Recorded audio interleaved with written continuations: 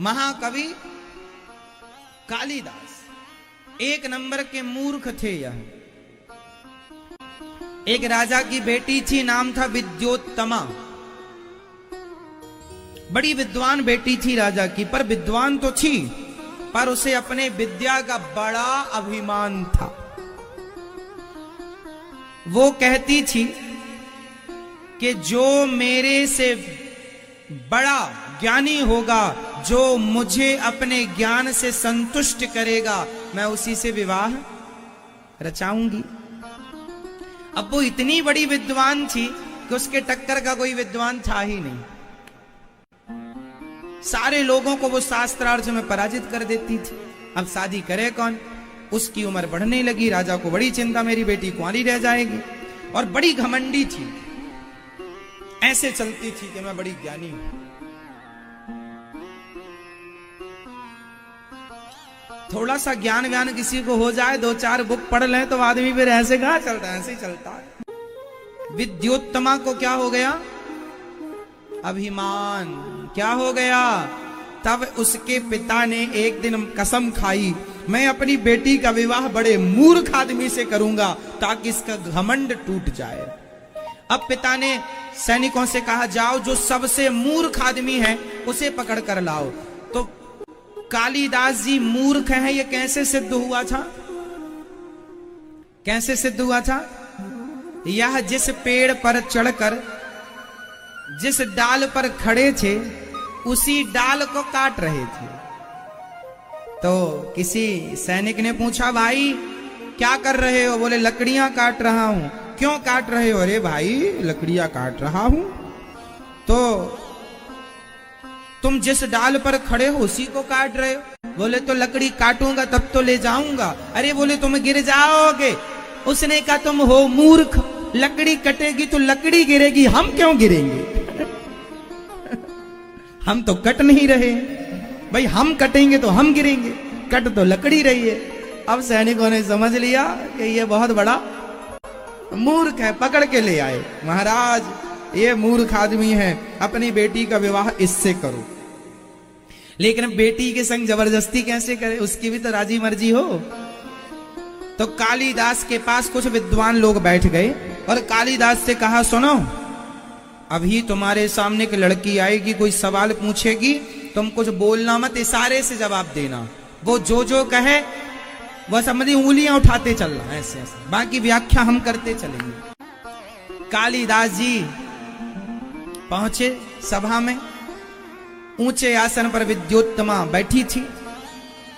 कालिदास जी जब आए तो वहां के विद्वान लोगों ने कहा, ये बड़े विद्वान हैं, शास्त्रार्थ कर लो। यदि तुम हार गई विद्योत्तमा तो तुम्हें इनसे विवाह करना पड़ेगा। हाँ हाँ कर लेंगे। कालिदास जी की आसन लगाई गई और कालिदास जी तो बिल्कुल एक नंबर के मूर्ख, पर कह दिया था बोलना मत, क्योंकि बोलेगा तो मूर्खता खुलेगी। अब बैठे हैं एक तरफ कालिदास जी, एक तरफ विद्योत्तमा। अब विद्योत्तमा ने, अब वहां के संतों ने कहा कि ये साइलेंट बात करेंगे, मतलब बात नहीं होगी मुंह से, इशारों में आप पूछिए। इतने बड़े विद्वान हैं कि बोलते कुछ नहीं है। ये बोल के नहीं समझाएंगे, ये इशारों से समझाएंगे।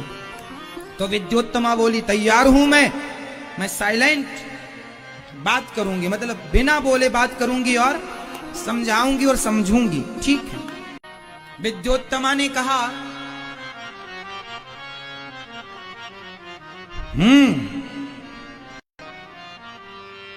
तो कालिदास जी को लगा ये कह रही है एक थप्पड़ मारूंगी, हम मूर्ख तो मूर्ख। कालिदास जी ने कहा, तू एक मारेगी? मैं दो जमाऊंगा तेरे गालों में। विद्योत्तमा ने पूछा, क्या ब्रह्म एक ही है? अब विद्योत्तमा ने कहा, इससे कठिन सवाल पूछते। विद्योत्तमा ने कहा,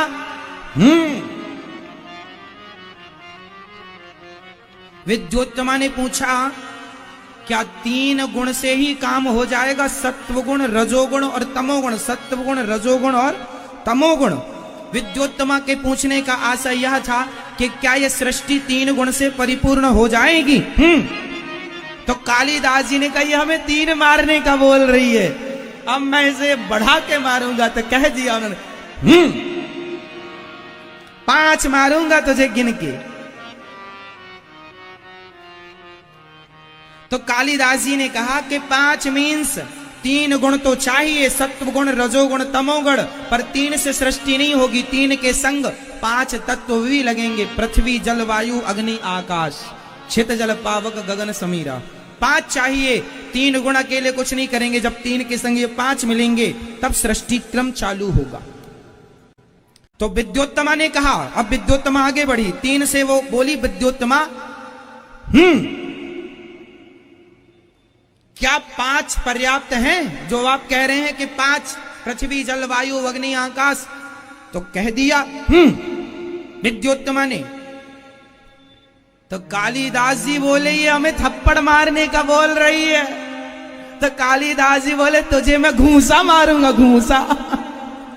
तो ऐसी मुट्ठी बांध ली उन्होंने, और ऐसी मुट्ठी बांध के कहा तू मारेगी ना तो समझ लेना।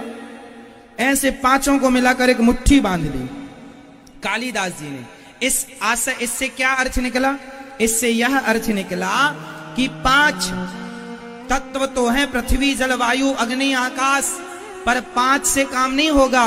5 जब मिलकर एक ये संगठित हो जाएंगे, जब एक ही शरीरों में 5 समाएंगे तब शरीर की सत्ता होगी। 5 अलग अलग रहेंगे तो सत्ता नहीं।